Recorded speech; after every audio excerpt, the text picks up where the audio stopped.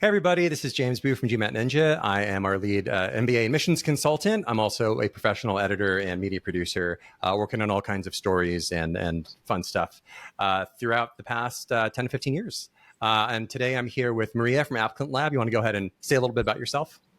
Yeah, hi. Thank you so much for having me. I am thrilled to be back. For those of you who don't know me, my name is Maria Wich-Vila. I'm a 2005 graduate of Harvard Business School and the founder of Applicant Lab, which is a DIY platform where I teach you how to craft your strongest application possible. Awesome. So we are here and we're back for another reaction video.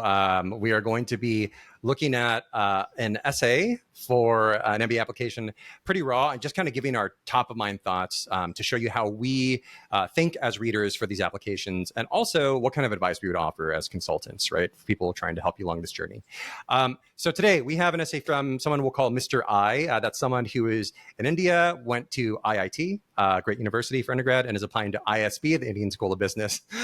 So aptly put, Mr. I is on the case.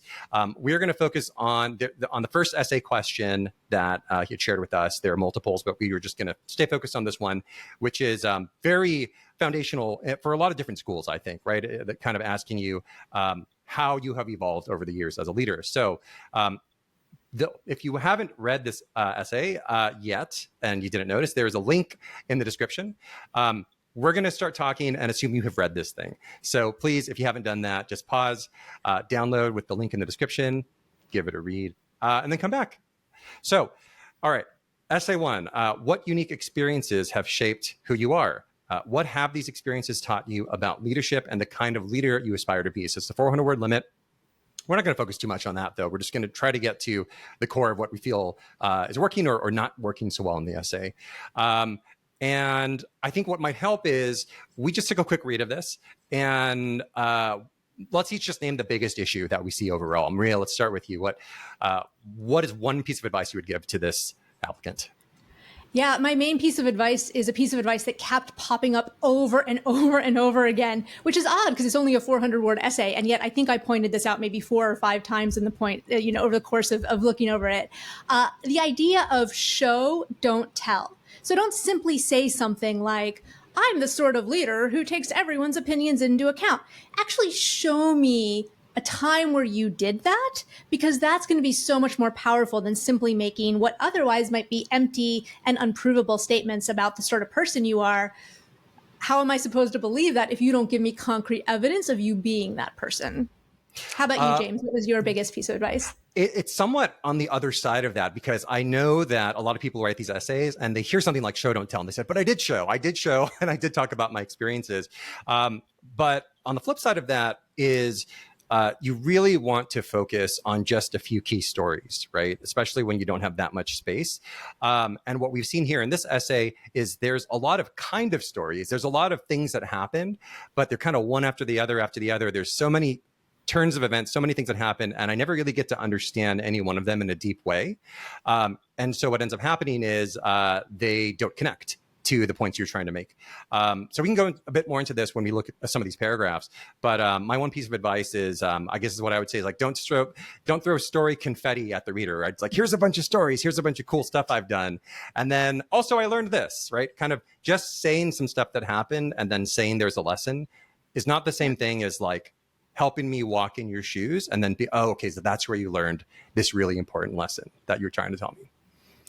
Yeah. So first of all, I love the term story confetti. Don't throw story confetti at them. I think I tend to use the more tired phrase of like throwing spaghetti at a wall and hoping something sticks. I think story confetti is wonderful. You really are a professional editor and content creator. Spaghetti, arguably much more tasty though. So.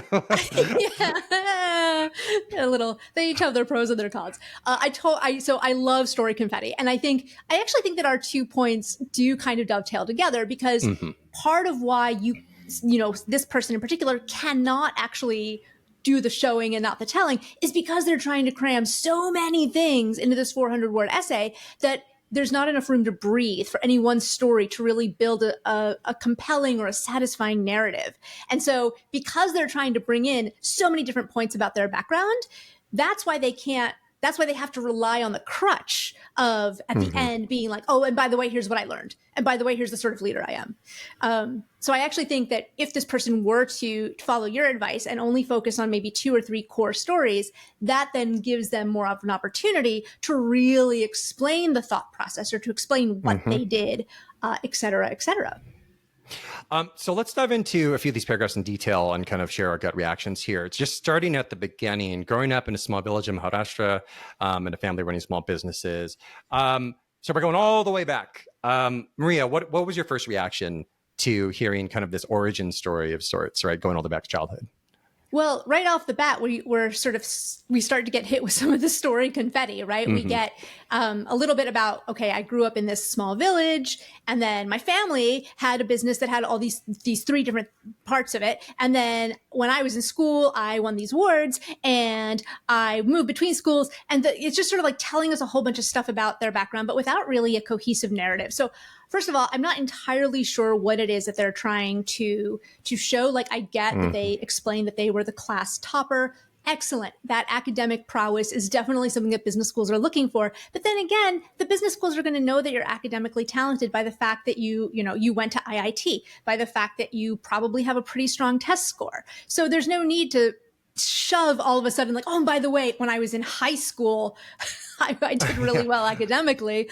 Like, not the best use of space. So I think for this, it was sort of like, okay, I moved between schools and I moved around a lot. And this taught me how to take initiative and create solutions with limited resources. So it's throwing a bunch of stuff at me. And then it's making a conclusion that if I sort of squint, I can sort of think to myself like, okay, I guess I can put 2 and 2 together and think about how growing up in a small village would lead you to be resourceful. But what would be a much better use of this space, in my opinion, would be telling me a story about a time that you were resourceful instead of just throwing out all of these descriptive words. And as a second minor point, the question is saying what unique experiences have shaped who you are. Now, that doesn't mean that every single person in the applicant pool has to have cured some sort of rare disease or gone to space or something crazy. But I work with many Indian candidates each year. And yeah, some of them are from the big cities, but a lot of them are also from these smaller rural towns.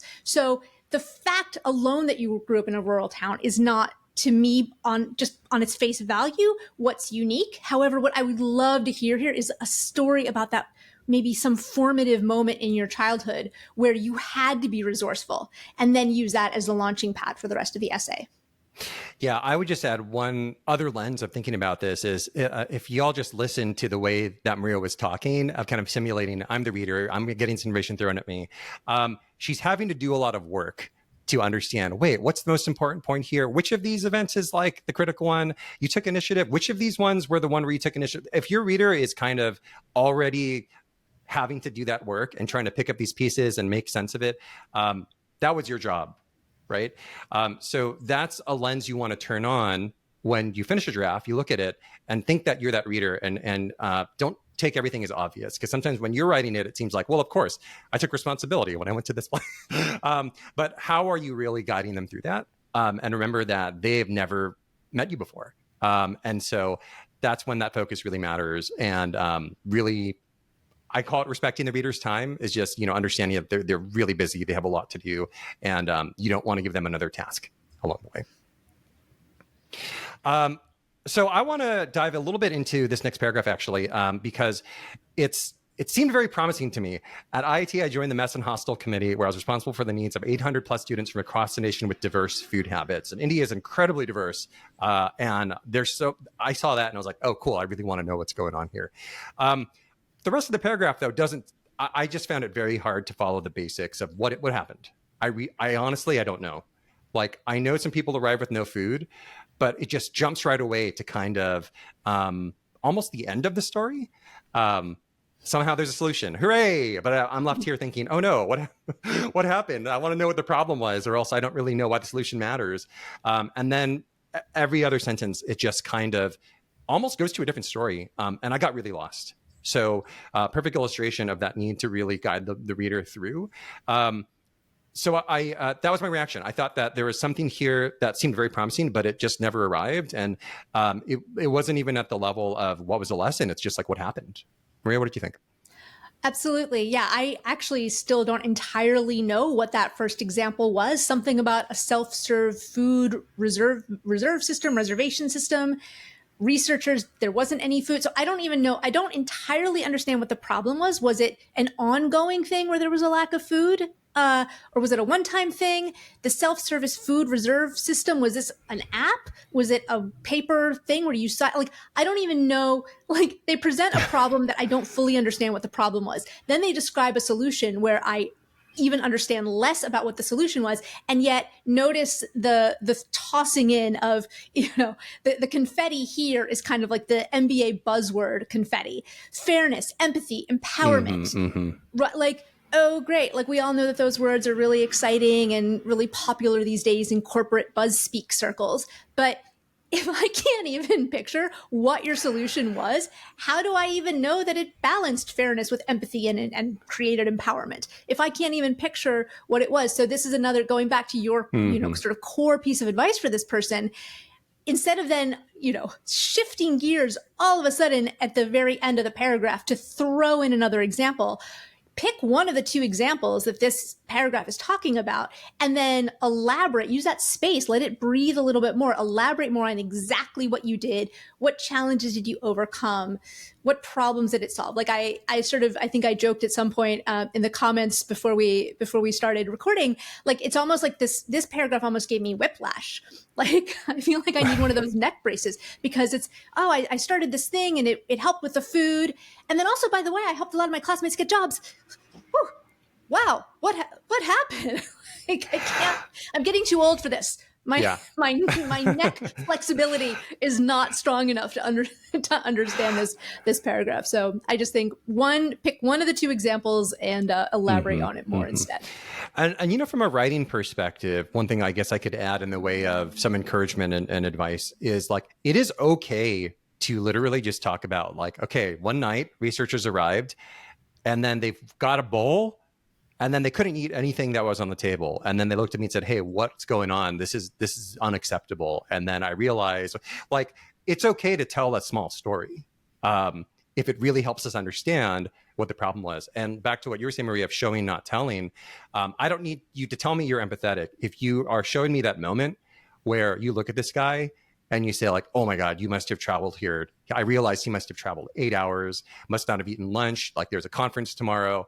Like, that's showing empathy, right? You don't have to then say, see, I proved that I'm empathetic, because the point will come across. And also, it's just so much easier for me to remember that and to understand where it's coming from and relate to it as a person when we talk about telling stories. So there is the biggest paragraph here of this essay, is like the last thing we can look at here. Much more recent, right? It's a professional example. So this is going to be highly relevant and probably very important, right, to helping us understand the candidate. Maria, what did you make of this paragraph of driving a new initiative with I guess it sounds like a project management tool or kind of a workflow tool? Yeah. So I think that the topic chosen here has a ton of potential. It sounds like they took the initiative to find some sort of new project management type of tool.